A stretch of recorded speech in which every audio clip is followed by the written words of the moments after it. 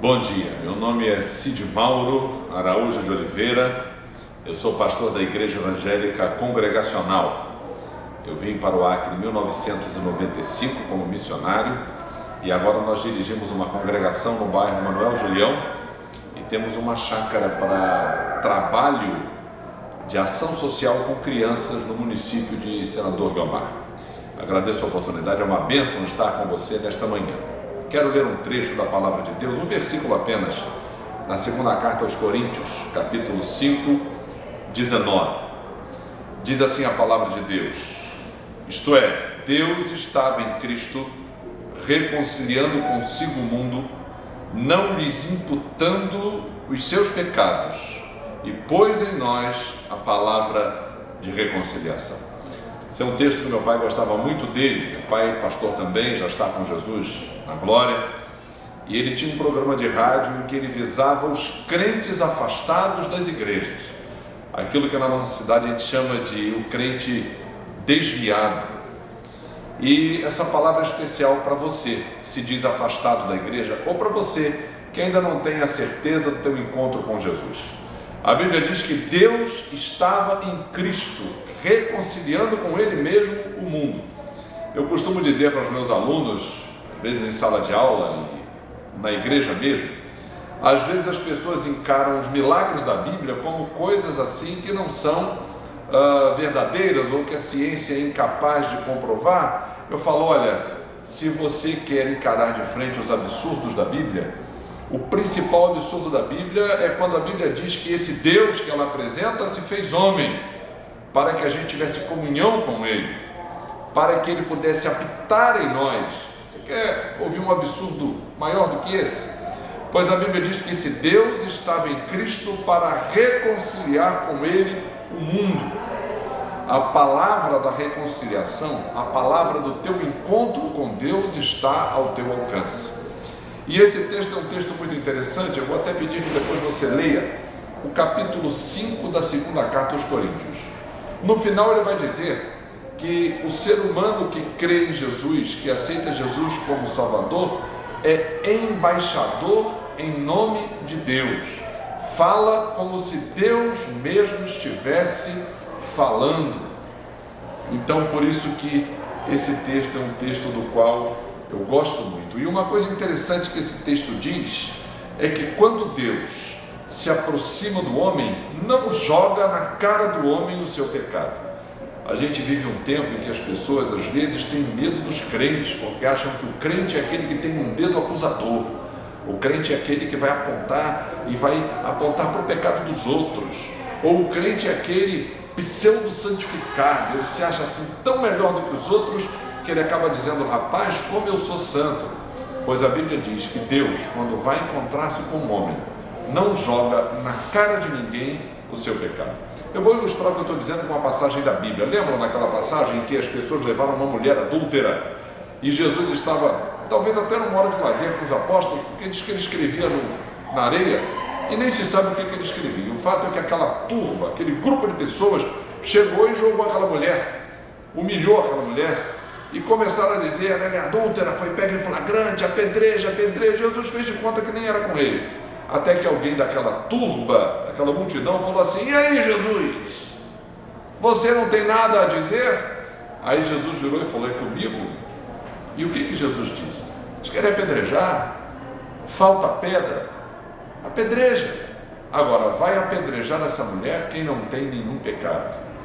E a Bíblia diz que todos os homens sumiram dali, porque ficaram com vergonha diante de Jesus, achando que Jesus ia o quê? Descrever qual era a lista dos seus erros. E aí Jesus olhou no olho daquela mulher e falou assim, escuta mulher, cadê os teus acusadores? E ela, como que fez assim, olha, eu não sei. Eles foram embora. E Jesus disse o que para ela? Jesus, que é santo, que é perfeito, falou, nem eu sou o teu acusador. Vai e não peques mais. Ou seja, aquela mulher era uma prostituta. O que Jesus falou para ela? Jesus falou assim, olha, você quer continuar nessa vida? Problema seu. Igual aquela frase dos alcoólicos anônimos, né? Você quer continuar bebendo? Problema seu. Você quer largar a bebida? Problema nosso. Então Jesus disse para a mulher isso. Você quer continuar nessa vida? Problema seu. Você quer largar essa vida? Problema meu e seu.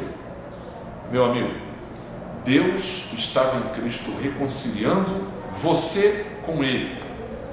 Um crente autêntico fala em nome de Deus ao seu coração. Então, Deus não joga na sua cara o seu pecado. O crente não pode, não deve ser um acusador. O crente deve ser aquele que entra, penetra na palavra, deixa a palavra entrar no seu coração e começa a falar em nome de Deus, para ser o veículo de reconciliação das pessoas com Deus. Deus estava em Cristo reconciliando com Ele mesmo o mundo, não jogando na cara dos homens o seu pecado, e confiou a você, irmão, confiou aos crentes a palavra da reconciliação. Que Deus te abençoe, que Deus te fortaleça, e quando você for conversar com uma pessoa a respeito da palavra de Deus, que você tenha essa autoridade. A Bíblia diz que quando Deus encontrou Josué, Deus falou para Josué 3 vezes: Josué, não seja covarde, seja corajoso para cumprir a palavra. Tem que ser muito corajoso, tem que ser muito homem, tem que ser muito mulher para cumprir a palavra. E Deus falou para Josué: Josué, prega a palavra, cumpre a palavra, medita na palavra dia e noite. Irmãos, nós como crentes temos que comer esse livro, meditar nesse livro, cumprir o que está escrito nele e falar desse livro a todo momento, em todo lugar, para que possamos ser um veículo de reconciliação das pessoas com Deus. A palavra diz aqui que nós somos embaixadores em nome de Deus, como se Deus falasse por nosso intermédio. Que atrevimento da Bíblia, né? Dizer para mim, dizer para você que nós falamos em nome de Deus. É como se você estivesse conversando com uma pessoa e ela dissesse assim: olha, rapaz, eu nunca ouvi Deus falar. E você pudesse dizer assim para a pessoa: puxa, você não está me ouvindo? Deus está falando contigo. Eu vou finalizar fazendo uma oração por você que ouviu essa palavra, que ouviu essa mensagem. Eu comecei dizendo para você que meu pai tinha um programa no Rio de Janeiro, há 40 anos atrás, chamado Ondas de Reconciliação. E esse texto era o texto preferido dele. Então eu trouxe agora na memória essa mensagem, e eu acho um texto realmente central da Bíblia, porque mostra o desejo que Deus tem. A história da Bíblia é essa: Deus, qual foi o ponto alto da existência de Deus? Quando Ele quis se fazer homem. E por que Deus quis se fazer homem?